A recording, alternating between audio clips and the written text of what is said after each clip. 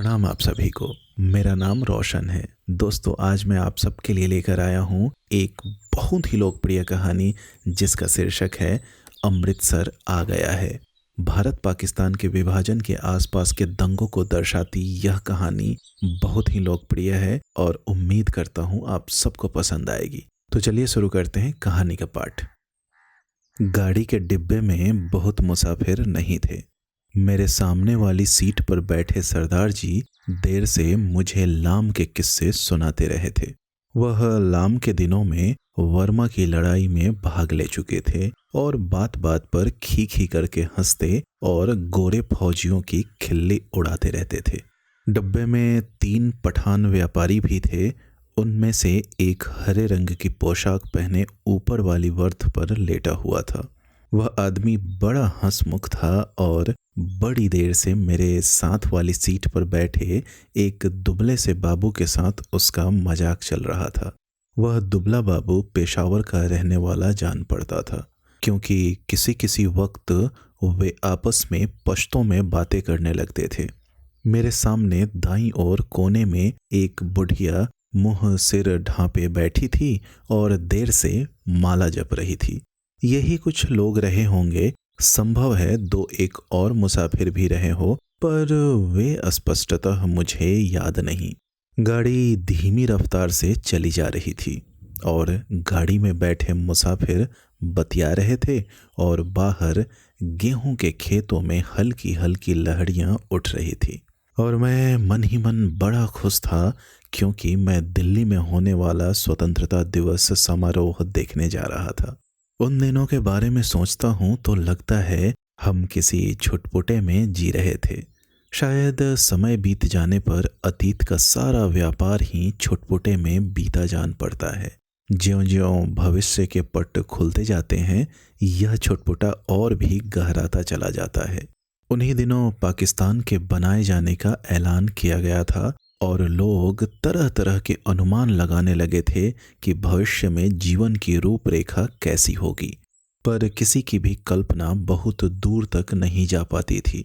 मेरे सामने बैठे सरदार जी बार बार मुझसे पूछ रहे थे कि पाकिस्तान बन जाने पर जिन्ना साहिब बम्बई में ही रहेंगे या पाकिस्तान में जाकर बस जाएंगे, और मेरा हर बार यही जवाब होता, बम्बई क्यों छोड़ेंगे, पाकिस्तान में आते जाते रहेंगे। बम्बई छोड़ देने में क्या तूक है। लाहौर और गुरदासपुर के बारे में भी अनुमान लगाए जा रहे थे कि कौन सा शहर किस ओर जाएगा। मिल बैठने के ढंग में, गपशप में, हंसी मजाक में कोई विशेष अंतर नहीं आया था। कुछ लोग अपने घर छोड़कर जा रहे थे, जबकि अन्य लोग उनका मजाक उड़ा रहे थे। कोई नहीं जानता था कि कौन सा कदम ठीक होगा और कौन सा गलत। एक ओर पाकिस्तान बन जाने का जोश था तो दूसरी ओर हिंदुस्तान के आज़ाद हो जाने का जोश। जगह जगह दंगे भी हो रहे थे और योम आज़ादी की तैयारियां भी चल रही थी। इस पृष्ठभूमि में लगता देश आज़ाद हो जाने पर दंगे अपने आप बंद हो जाएंगे। वातावरण के इस छुटपुटे में आज़ादी की सुनहरी धूल सी उड़ रही थी और साथ ही साथ अनिश्चय भी डोल रहा था। और इसी अनिश्चय की स्थिति में किसी किसी वक्त भावी रिश्तों की रूपरेखा झलक दे जाती थी। शायद जेहलम का स्टेशन पीछे छूट चुका था जब ऊपर वाली बर्थ पर बैठे पठान ने एक पोटली खोल ली और उसमें से उबला हुआ मांस और नान रोटी के टुकड़े निकाल निकाल कर अपने साथियों को देने लगा। फिर वह हंसी मजाक के बीच मेरी बगल में बैठे बाबू की ओर भी नान का टुकड़ा और मांस की बोटी बढ़ाकर खाने का आग्रह करने लगा था। खा ले बाबू, ताकत आएगी, हम जैसा हो जाएगा, बीवी भी तेरे साथ खुश रहेगी। खा ले दाल खोड़, तू दाल खाता है इसलिए दुबला है। डब्बे में लोग हंसने लगे थे। बाबू ने पश्तो में कुछ जवाब दिया और फिर मुस्कुराता सिर हिलाता रहा। इस पर दूसरे पठान ने हंसकर कहा, ओ जालिम, हमारे आंत से नहीं लेता तो अपने आंत से उठा ले, खुदा कसम बर का गोश्त है और किसी चीज का नहीं है। ऊपर बैठा पठान चहक कर बोला, ओ खंजीर के तुख्म, इधर तुम्हें कौन देखता है, हम तेरी बीवी को नहीं बोलेगा। ओ तू हमारे साथ बोटी तोड़, हम तेरे साथ दाल पिएगा। इस पर कहकहा उठा, पर दुबला पतला बाबू हंसता रहा, सिर हिलाता रहा और कभी कभी दो शब्द पश्तो में भी कह देता। ओ कितना बुरा बात है, हम खाता है और तू हमारा मुंह देखता है। सभी पठान मगन थे। यह इसलिए नहीं लेता कि तुमने हाथ नहीं धोए हैं, अस्थूल काय सरदार जी बोले और बोलते ही खीखी करने लगे। अधलेटी मुद्रा में बैठे सरदार जी की आधी तोंद सीट के नीचे लटक रही थी। तुम अभी सोकर उठे हो और उठते ही पोटली खोलकर खाने लग गए हो, इसीलिए बाबूजी तुम्हारे हाथ से नहीं लेते, और कोई बात नहीं। और सरदार जी ने मेरी ओर देखकर आंख मारी और फिर खीखी करके हंसने लगे। मांस नहीं खाता है बाबू तो आओ जनाना डब्बे में बैठो, इधर क्या करता है। फिर कहा उठा।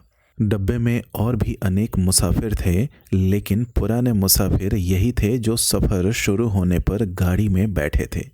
बाकी मुसाफिर उतरते चढ़ते रहे थे।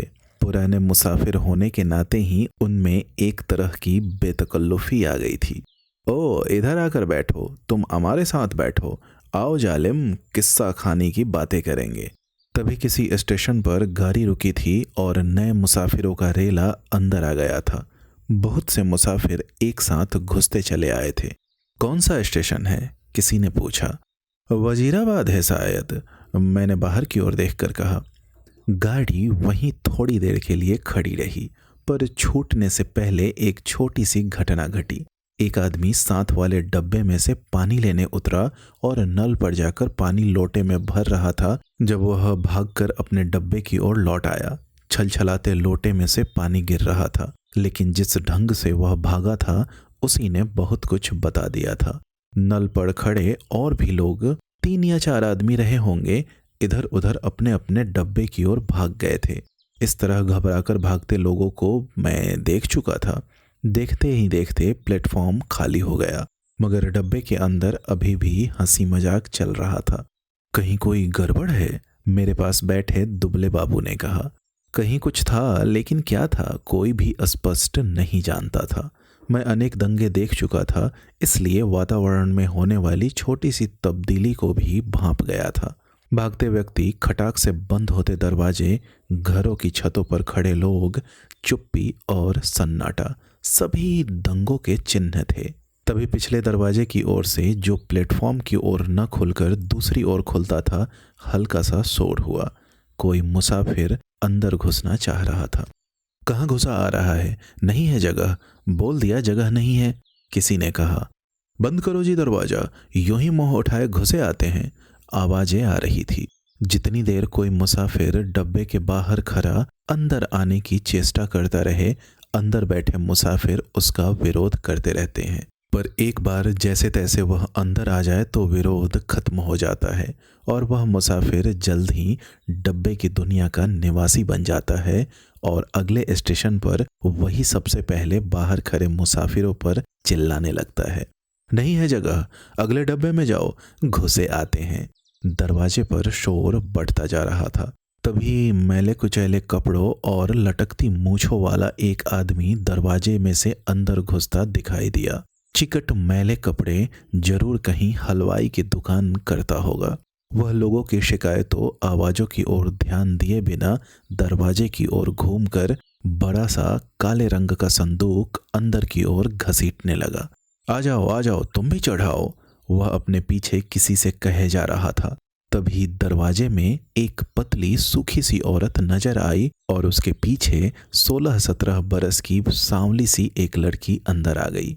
लोग अभी भी चिल्लाए जा रहे थे। सरदार जी को कूल्हों के बल उठकर बैठना पड़ा। बंद करो जी दरवाजा, बिना पूछे चढ़े आते हैं, अपने बाप का घर समझ रखा है, मत घुसने दो जी, क्या करते हो, धकेल दो पीछे। और लोग भी चिल्ला रहे थे। वह आदमी अपना सामान अंदर घसीटे जा रहा था और उसकी पत्नी और बेटी संडास के दरवाजे के साथ लगकर खड़ी थी। और कोई डब्बा नहीं मिला, औरत जात को भी यहाँ उठा लाया है।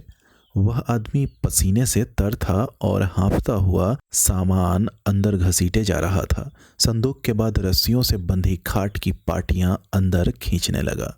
टिकट है जी मेरे पास, मैं बेटिकट नहीं हूँ, लाचारी है, शहर में दंगा हो गया है, बड़ी मुश्किल से स्टेशन तक पहुँचा हूँ, इस पर डब्बे में बैठे बहुत से लोग चुप हो गए, पर बर्थ पर बैठा पठान उचक कर बोला, निकल जाओ इधर से, देखता नहीं है इधर जगह नहीं है। और पठान ने आओ देखा न ताओ आगे बढ़कर ऊपर से ही उस मुसाफिर पर लात जमा दी। पर लात उस आदमी को लगने के बजाय उसकी पत्नी के कलेजे में लगी और वह वहीं हाय हाय करती बैठ गई। उस आदमी के पास मुसाफिरों के साथ उलझने के लिए वक्त नहीं था। वह बराबर अपना सामान अंदर घसीटे जा रहा था, पर डब्बे में मौन छा गया। खाट की पार्टियों के बाद बड़ी बड़ी गठरियां आई। इस पर ऊपर बैठे पठान की सहन क्षमता चूक गई। निकालो इसे, कौन है ये? वह चिल्लाया। इस पर दूसरे पठान ने, जो नीचे की सीट पर बैठा था, उस आदमी का संदूक दरवाजे में से नीचे धकेल दिया, जहां लाल वर्दी वाला एक कूली खड़ा सामान अंदर पहुंचा रहा था।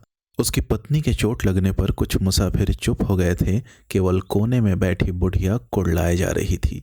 ऐ नेक बख्तो, बैठने दो, आजा बेटी, तू मेरे पास आजा, जैसे तैसे सफर काट लेंगे, छोड़ो वे जालिमों, बैठने दो। अभी आधा सामान ही अंदर आ पाया होगा जब सहसा गाड़ी सरकने लगी। छूट गया, सामान छूट गया। वह आदमी बदहवास सा होकर चिल्लाया, पिताजी सामान छूट गया। संडास के दरवाजे के पास खड़ी लड़की सिर से पांव तक कांप रही थी और चिल्लाए जा रही थी, उतरो, नीचे उतरो। वह आदमी हड़बड़ा कर चिल्लाया और आगे बढ़कर खाट की पाटियां और गठरियां बाहर फेंकते हुए दरवाजे का डंडहरा पकड़कर नीचे उतर गया। उसके पीछे उसकी भयाकुल बेटी और फिर उसकी पत्नी कलेजे को दोनों हाथों से दबाए हाय हाय करती नीचे उतर गई। बहुत बुरा किया है तुम लोगों ने, बहुत बुरा किया है। बुढ़िया ऊंचा ऊंचा बोल रही थी, तुम्हारे दिल में दर्द मर गया है। छोटी सी बच्ची उसके साथ थी। बेरहमो, तुमने बहुत बुरा किया है, धक्के देकर उतार दिया है। गाड़ी सूने प्लेटफॉर्म को लांघती आगे बढ़ गई। डब्बे में व्याकुल सी चुप्पी छा गई। बुढ़िया ने बोलना बंद कर दिया था। पठानों का विरोध कर पाने की किसी की हिम्मत नहीं हुई। तभी मेरी बगल में बैठे दुबले बाबू ने मेरे बाजू पर हाथ रखकर कहा, आग है, आग है, देखो आग लगी है। गाड़ी प्लेटफॉर्म छोड़कर आगे निकल आई थी और शहर पीछे छूट रहा था। तभी शहर की ओर से उठते धुएं के बादल और उनमें लपलपाती आग के शोले नजर आने लगे थे। दंगा हुआ है। स्टेशन पर भी लोग भाग रहे थे, कहीं दंगा हुआ है। शहर में आग लगी थी।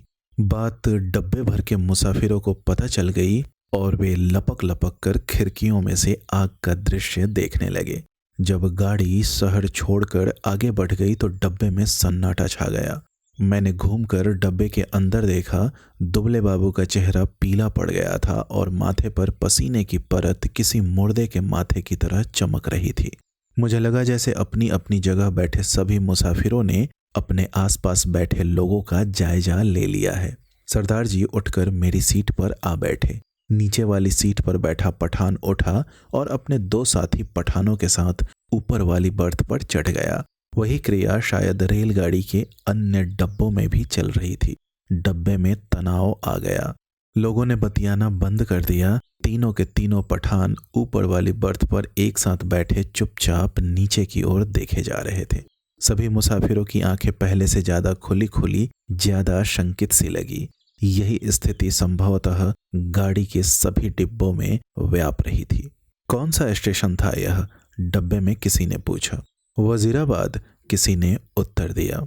जवाब मिलने पर डब्बे में एक और प्रतिक्रिया हुई। पठानों के मन का तनाव फौरन ढीला पड़ गया, जबकि हिंदू सिख मुसाफिरों की चुप्पी और ज्यादा गहरी हो गई। एक पठान ने अपनी वास्कट की जेब में से नस्वार की डिब्बियां निकाली और नाक में नस्वार चढ़ाने लगा। अन्य पठान भी अपनी अपनी डिब्बियां निकालकर नस्वार चढ़ाने लगे। बुढ़िया बराबर माला जपे जा रही थी। किसी किसी वक्त उसके बुदबुदाते होठ नजर आते। लगता उनमें से कोई खोखली सी आवाज निकल रही है। अगले स्टेशन पर जब गाड़ी रुकी तो वहां भी सन्नाटा था। कोई परिंदा तक नहीं फड़क रहा था। हाँ, एक भिश्ती पीठ पर पानी की मशक लादे प्लेटफॉर्म लांघ कर आया और मुसाफिरों को पानी पिलाने लगा। लो पानी पियो, पानी पियो। औरतों के डब्बों में से औरतें और बच्चों के अनेक हाथ बाहर निकल आए थे। बहुत मारकाट हुई है, बहुत लोग मरे हैं। लगता था वह इस मारकाट में अकेला पुण्य कमाने चला आया है। गाड़ी सर की तो सहसा खिड़कियों के पल्ले चढ़ाए जाने लगे। दूर दूर तक पहियों की गरगराहट के साथ खिड़कियों के पल्ले चढ़ाने की आवाज आने लगी। किसी अज्ञात आशंकावश दुबला बाबू मेरे पास वाली सीट पर से उठा और 2 सीटों के बीच फर्श पर लेट गया। उसका चेहरा अभी भी मुर्दे जैसा पीला हो रहा था। इस पर बर्थ पर बैठा पठान उसकी ठिठोली करने लगा। ओ बेगैरत, तुम मर्द है कि औरत है? सीट पर से उठकर नीचे लेटता है, तुम मर्द के नाम को बदनाम करता है। वह बोल रहा था और बार बार हंसे जा रहा था। फिर वह उससे पश्तो में कुछ कहने लगा। बाबू चुप बना लेटा रहा। अन्य सभी मुसाफिर चुप थे। डब्बे का वातावरण बोझिल बना हुआ था। ऐसे आदमी को हम डब्बे में बैठने नहीं देगा। ओ बाबू, तुम अगले स्टेशन पर उतर जाओ और जनाना डब्बे में बैठो। मगर बाबू की हाजिर जवाबी अपने कंठ में सूख चली थी। हकलाकर चुप हो रहा, पर थोड़ी देर बाद वह अपने आप सीट पर जा बैठा और देर तक अपने कपड़ों की धूल झाड़ता रहा। वह क्यों उठकर फर्श पर लेट गया था? शायद उसे डर था कि बाहर से गाड़ी पर पथराव होगा या गोली चलेगी। शायद इसी कारण खिड़कियों के पल्ले चढ़ाए जा रहे थे। कुछ भी कहना कठिन था। मुमकिन है कि किसी एक मुसाफिर ने किसी कारण से खिड़की का पल्ला चढ़ाया हो और उसकी देखा देखी बिना सोचे समझे धराधर खिड़कियों के पल्ले चढ़ाए जाने लगे हों। बोझिल अनिश्चित से वातावरण में सफर कटने लगा। रात गहराने लगी थी। डब्बे के मुसाफिर स्तब्ध और शंकित ज्यों के त्यों बैठे थे। कभी गाड़ी की रफ्तार सहसा टूटकर धीमी पड़ जाती तो लोग एक दूसरे को देखने लगते। कभी रास्ते में ही रुक जाती तो डब्बे के अंदर का सन्नाटा और भी गहरा हो उठता। केवल पठान निश्चिंत बैठे थे। हाँ, उन्होंने भी बतियाना छोड़ दिया था, क्योंकि उनकी बातचीत में कोई भी शामिल होने वाला नहीं था। धीरे धीरे पठान ऊँघने लगे, जबकि अन्य मुसाफिर फटी फटी आंखों से शून्य में देखे जा रहे थे। बुढ़िया मुंह सिर लपेटे टांगे सीट पर चढ़ाए बैठी बैठी सो गई थी। ऊपर वाली बर्थ पर एक पठान ने अधलेटे ही कुर्ते की जेब में से काले मनकों की तस्बीह निकाल ली और उसे धीरे धीरे हाथ में चलाने लगा। खिड़की के बाहर आकाश में चांद निकल आया और चांदनी में बाहर की दुनिया और भी अनिश्चित और भी अधिक रहस्यमयी हो उठी। किसी किसी वक्त दूर किसी ओर से आग के शोले उठते नजर आते। कोई नगर जल रहा था। गाड़ी किसी वक्त चिंगाड़ती हुई आगे बढ़ने लगती और फिर किसी वक्त उसकी रफ्तार धीमी पड़ जाती और मीलों तक धीमी रफ्तार से ही चलती रहती। सहसा दुबला बाबू खिड़की में से बाहर देखकर ऊंची आवाज में बोला, हरबंस पूरा निकल गया है। उसकी आवाज में उत्तेजना थी। वह जैसे चीख कर बोल रहा था। डब्बे के सभी लोग उसकी आवाज सुनकर चौंक गए। उसी वक्त डब्बे के अधिकांश मुसाफिरों ने मानो उसकी आवाज को ही सुनकर करवट बदली। खो बाबू, चिल्लाता क्यों है? तस्बीह वाला पठान चौंक कर बोला। इधर उतरेगा तुम, जंजीर खींचूं? और खीखी करके हंस दिया। जाहिर है वह हरबंसपुरा की स्थिति से अथवा उसके नाम से अनभिज्ञ था। बाबू ने कोई उत्तर नहीं दिया, केवल सिर हिला दिया और एक आध बार पठान की ओर देखकर फिर खिड़की के बाहर झांकने लगा। डब्बे में फिर मौन छा गया। तभी इंजन ने सीटी दी और उसकी एक रस रफ्तार टूट गई। थोड़ी ही देर बाद खटाक का सा शब्द भी हुआ। शायद गाड़ी ने लाइन बदल ली। बाबू ने झांककर उस दिशा में देखा जिस ओर गाड़ी बढ़ी जा रही थी। शहर आ गया है, वह फिर ऊंची आवाज में चिल्लाया। अमृतसर आ गया है, उसने फिर से कहा और उछलकर खड़ा हो गया और ऊपर वाली बर्थ पर लेटे पठान को संबोधन करके चिल्लाया, ओ बे पठान के बच्चे, नीचे उतर, तेरी माँ की, नीचे उतर, तेरी उस पठान बनाने वाली की मैं। बाबू चिल्लाने लगा था और चीख चीख कर गालियां बकने लगा था। तस्बीह वाले पठान ने करवट बदली और बाबू की ओर देखकर बोला, ओ क्या है बाबू, हमको कुछ बोला? बाबू को उत्तेजित देखकर अन्य मुसाफिर भी उठ बैठे। नीचे उतर, तेरी मैं। औरत को लात मारता है, हरामजादे, तेरी उस। ओ बाबू, बकबक नहीं करो। ओ खंजीर के तुख्म, गाली मत बको। हमने बोल दिया, हम तुम्हारा जवान खींच लेगा। गाली देता है मादर, बाबू चिल्लाया और उछलकर सीट पर चढ़ गया। वह सिर से पांव तक कांप रहा था। बस बस, सरदार जी बोले, यह लड़ने की जगह नहीं है। थोड़ी देर का सफर बाकी है, आराम से बैठो। तेरी मैं लात न तोड़ू तो कहना, गाड़ी तेरे बाप की है, बाबू चिल्लाया। ओ, हमने क्या बोला? सभी लोग उसको निकालता था, हमने भी निकाला। ए इधर हमको गाली देता है, हम इसका जबान खींच लेगा। बुढ़िया बीच में फिर बोल उठी, वे जोण जोगियो, आराम नाल बैठो। वे रब दियो बंदे हो कुंज होश करो। उसके होठ किसी प्रेत के होठों की तरह फड़फड़ाए जा रहे थे और उनमें से क्षण से फुसफुसाहट सुनाई दे रही थी। बाबू चिल्लाए जा रहा था, अपने घर में शेर बनता था, अब बोल तेरी मैं उस पठान बनाने वाले की। तभी गाड़ी अमृतसर के प्लेटफॉर्म पर रुकी। प्लेटफॉर्म लोगों से खचाखच भरा था। प्लेटफॉर्म पर खड़े लोग झांक झांक कर डब्बों के अंदर देखने लगे। बार बार लोग एक ही सवाल पूछ रहे थे, पीछे क्या हुआ है, कहाँ पर दंगा हुआ है। खचाखच भरे प्लेटफॉर्म पर शायद इसी बात की चर्चा चल रही थी कि पीछे क्या हुआ है। प्लेटफॉर्म पर खड़े 2-3 खोमचे वाले पर मुसाफिर टूटे पड़े थे। सभी को सहसा भूख और प्यास परेशान करने लगी थी। इसी दौरान 3-4 पठान हमारे डब्बे के बाहर प्रकट हो गए और खिड़की में से झांक झांक कर अंदर देखने लगे। अपने पठान साथियों पर नजर पड़ते ही वे उनसे पश्तो में कुछ बोलने लगे। मैंने घूम कर देखा, बाबू डब्बे में नहीं था। न जाने कब वह डब्बे में से निकल गया था। मेरा माथा ठनका, गुस्से से वह पागल हुआ जा रहा था। न जाने क्या कर बैठे। पर इस बीच डब्बे के तीनों पठान अपनी अपनी गठरी उठाकर बाहर निकल गए और अपने पठान साथियों के साथ गाड़ी के अगले किसी डब्बे की ओर बढ़ गए। जो विभाजन पहले प्रत्येक डब्बे के भीतर होता रहा था, अब सारी गाड़ी के अस्तर पर होने लगा था। खोमचे वाले के इर्द गिर्द भीड़ छटने लगी। लोग अपने अपने डब्बों में लौटने लगे। तभी सहसा एक ओर से मुझे वह बाबू आता दिखाई दिया। उसका चेहरा अभी भी बहुत पीला था और माथे पर बालों की लट झूल रही थी। नजदीक पहुंचा तो मैंने देखा उसने अपने दाएं हाथ में लोहे की एक छड़ उठा रखी थी। जाने वह उसे कहाँ से मिल गई थी। डब्बे में घुसते समय उसने छड़ को अपनी पीठ पीछे कर लिया था और मेरे साथ वाली सीट पर बैठने से पहले उसने हौले से छड़ को सीट के नीचे सड़का दिया। सीट पर बैठते ही उसकी आंखें पठान को देख पाने के लिए ऊपर को उठी, पर डब्बे में पठानों को न पाकर वह हड़बड़ा कर चारों ओर देखने लगा। निकल गए हरामी मादर, सब के सब निकल गए। फिर वह सिटपिटा कर उठ खड़ा हुआ और चिल्ला कर बोला, तुमने उन्हें जाने क्यों दिया? तुम सब नामर्द हो बुजदिल। पर गाड़ी में भीड़ बहुत थी, बहुत से नए मुसाफिर आ गए थे। किसी ने उसकी ओर विशेष ध्यान नहीं दिया। गाड़ी सरकने लगी तो वह फिर मेरी बगल वाली सीट पर आ बैठा, पर वह बड़ा उत्तेजित था और बराबर बड़बड़ाए जा रहा था।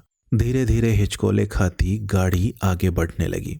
डब्बे के पुराने मुसाफिरों ने भरपेट पूड़ियां खा ली थी और पानी पी लिया था और गाड़ी उस इलाके से आगे बढ़ने लगी थी जहां उनके जान माल को खतरा नहीं था। नए मुसाफिर बतिया रहे थे।